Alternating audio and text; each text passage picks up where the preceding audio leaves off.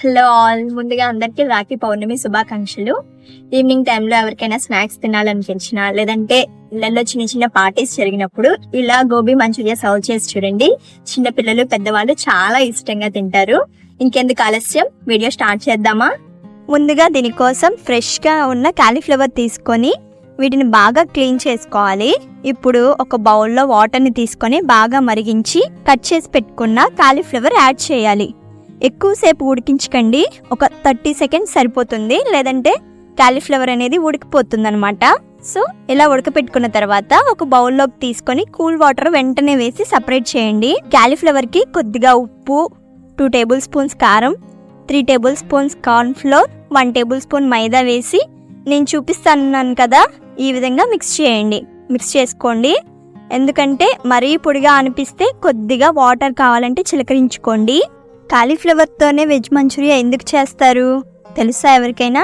ఎందుకంటే కాలీఫ్లవర్ యొక్క నిర్మాణ తీరు ఫ్లేవర్స్ని బాగా అబ్జర్వ్ చేసుకొని టేస్ట్ని ఎన్హాన్స్ చేయగలదు.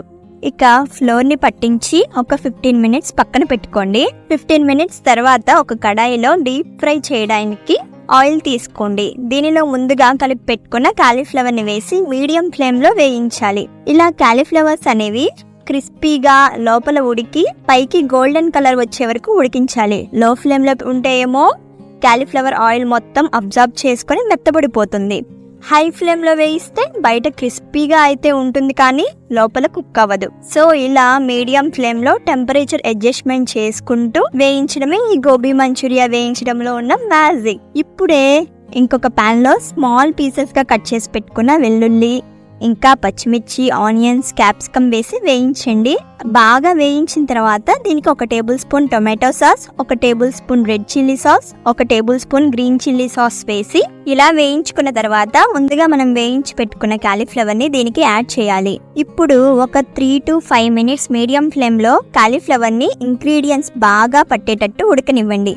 ఇంతేనండి, so simple and delicious perfect home made gobi Manchuria ready. చూశారు కదా, దీనిలో ఎటువంటి ఆర్టిఫిషియల్ కలర్స్ కానీ కెమికల్స్ కానీ వాడకుండా మనం ఇంట్లో చక్కగా ప్రిపేర్ చేసుకోవచ్చు.